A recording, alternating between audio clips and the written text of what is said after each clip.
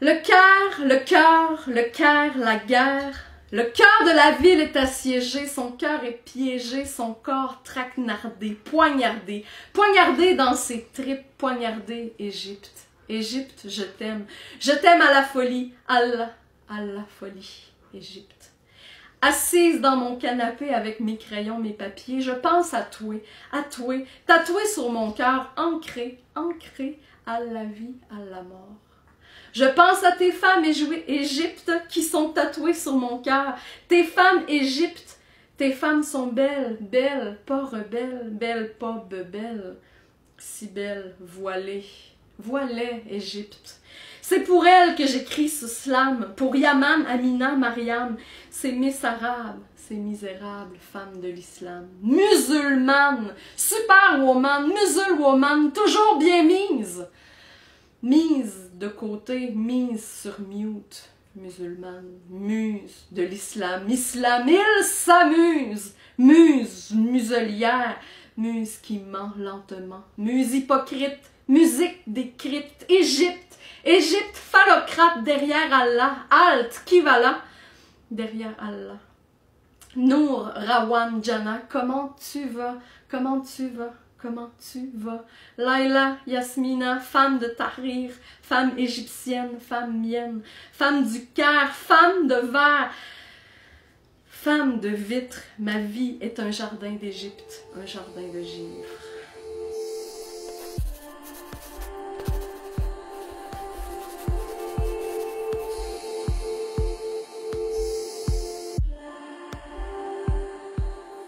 Une féministe, pour moi, j'aimerais penser que c'est juste quelqu'un, une féministe, ou un féministe, ou quelqu'un de féministe, hein, parce que les mots sont super importants.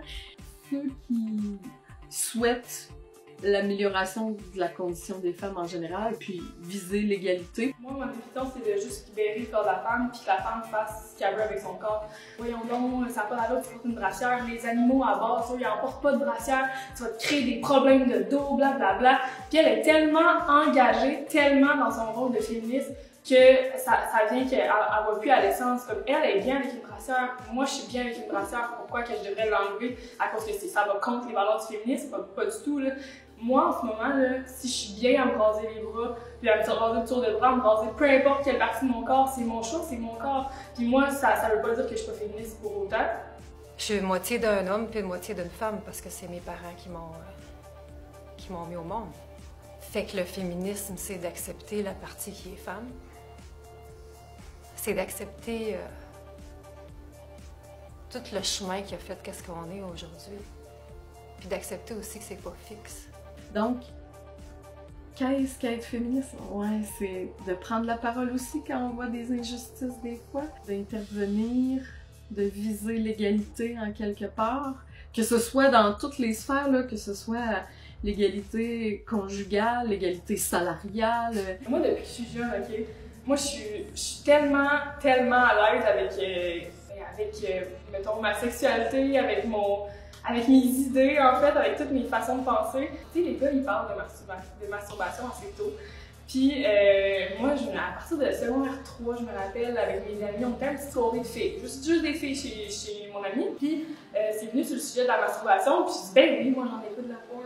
Puis, toutes mes amis me regardaient, aïe, aïe, what the fuck, ça se fait pas, c'est juste les gars qui font ça, nanana. Puis, moi, j'ai dit, what, je comprends pas pourquoi que, justement, on est supposé.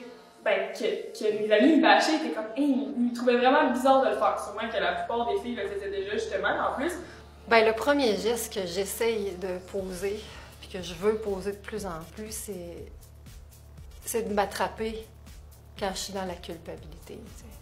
Parce que je pense que ce qu'il y a beaucoup dans la violence que les femmes se font entre elles, la violence que les hommes font aux femmes, ou que les femmes se font envers elles-mêmes, je pense que c'est la culpabilité.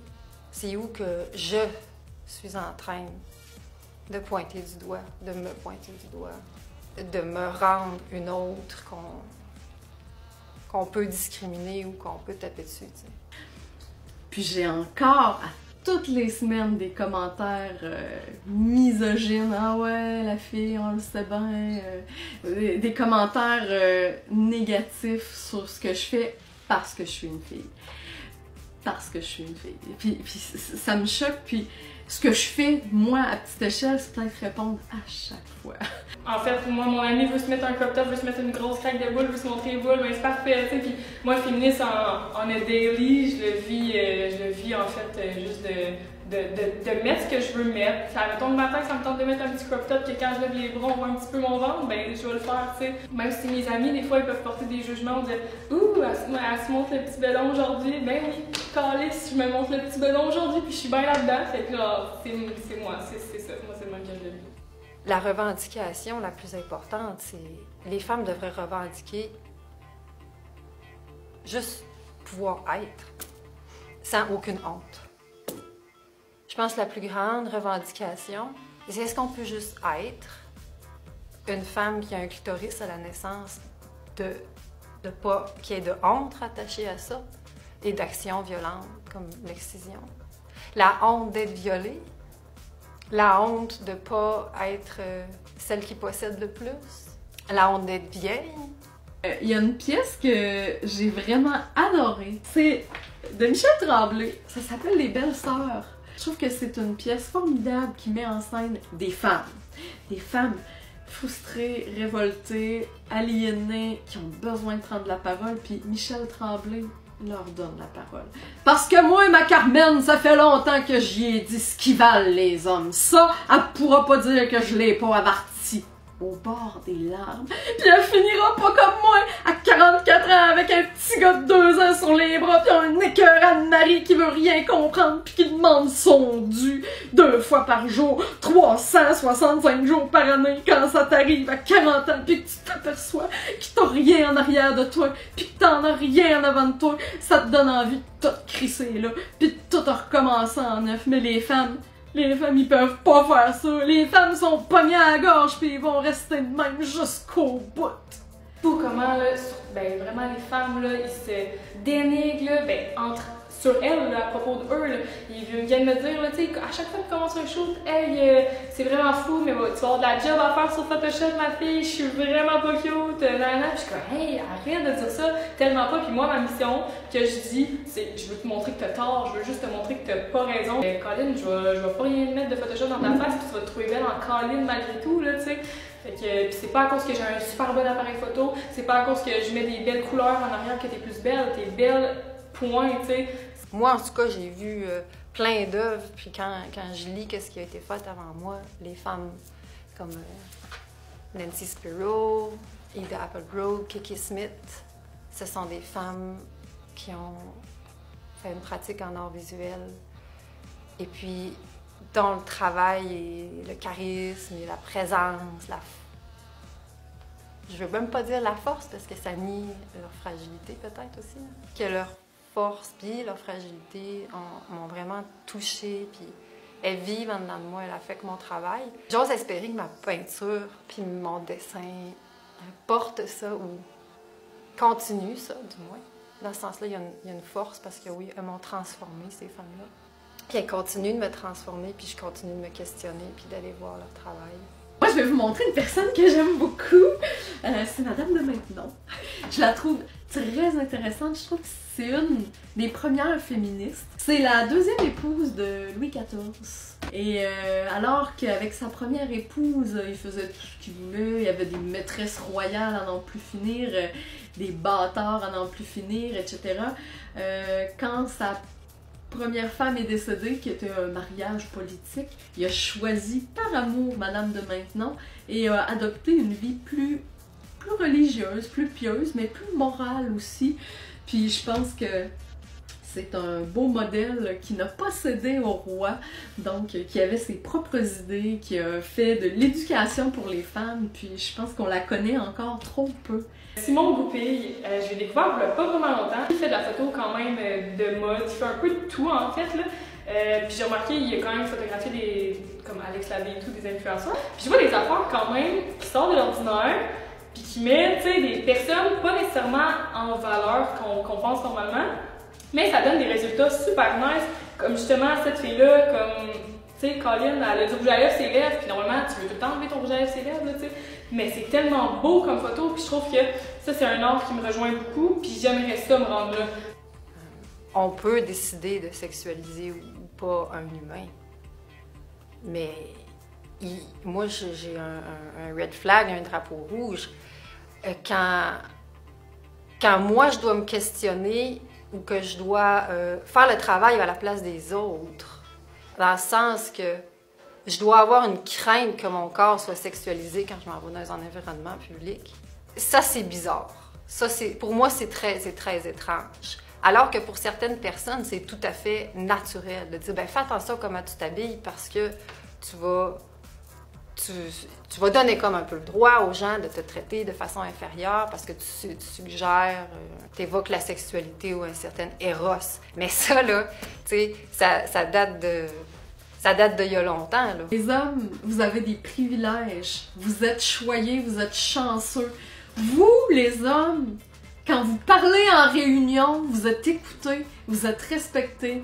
Quand vous êtes en colère, oh, une colère, c'est sérieux, nous allons porter de l'intérêt à ces paroles. Les femmes, on est toujours vues comme hystériques, on est toujours vues comme folles. Faut arrêter ces comportements-là, ok? Les femmes, elles ont besoin de leur place à part entière et on a tout ce qu'il faut, on a toute la force qu'il faut, on a tout ça en nous, nous autres aussi. Il faut leur faire une place. Donc les hommes, arrêtez. Arrêtez d'être le moteur de cette stupidité-là, puis de la porter. Arrêtez ça, là, c'est cave. Vous êtes privilégiés, prenez-en conscience et utilisez votre force pour aider les autres, pour avancer. Faites de la place aux femmes.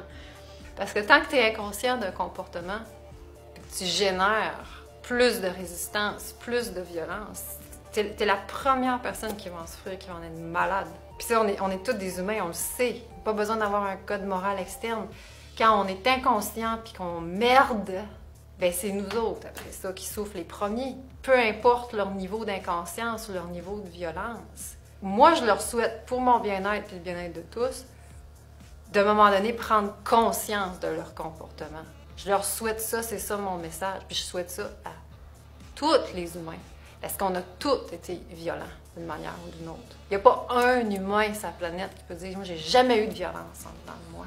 Puis j'aimerais ça être capable de dire à n'importe qui m'écoute parler, genre, que j'ai plus honte d'être moi-même, que j'ai pas peur d'avoir l'air d'une crise de folle, tu sais. Puis que justement, s'il y en a un ou une personne que quand il m'entend parler, ben il ressent de la violence ou du jugement, ben je me souhaite d'être capable de réagir comme ça, tu sais. Regarde, t'es pas plus haut, plus bas qu'un autre, tu me juges, that's it.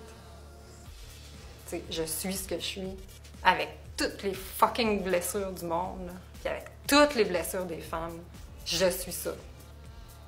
Prends-moi pas, tu sais. Les femmes qui êtes contre le féminisme parce que vous comprenez pas qu'on n'a pas besoin de brûler sa brassière, pas besoin d'arriver en cours les seins à l'air pour être une féministe, on n'a pas besoin de ça. Être féministe, c'est aider sa prochaine, viser tout le monde ensemble, l'égalité, avancer vers là. Aidez-nous. Ne nous freinez pas. Si jamais vous comprenez pas, ne nous freinez pas dans ce qu'on veut faire, là où on veut avancer. C'est nécessaire. Et peut-être que vous vous sentez pas interpellé, mais ne mettez pas les bâtons dans les roues, s'il vous plaît. Hostie, osni! Tabarnak, Moubarak, vieille face à claque, tic-tac, calice, décalice, ta police, ta politique, tic de marde. Boulamite, Amite, la mythique Égypte s'effrite dans ses tripes. Elles sont belles, tes femmes Égypte, sous leurs écharpes, sous leurs vertus, leur vie, leur échappe et les tue. Il était une fois, à la prochaine fois.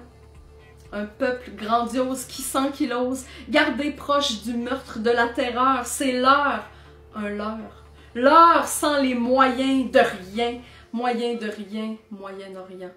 Femme misérable, femme du monde arabe, Je vous ai dans la peau, je vous lève mon chapeau, je vous lève mon hijab. Moi je crie, je jappe, moi je jappe, je crie, sans burqa, sans niqab ni mépris. Assise dans mon canapé, avec mes crayons, mes papiers, avec mes mots, j'ai envie de te peindre, te dessiner, te dévoiler et dévoiler au monde ta beauté.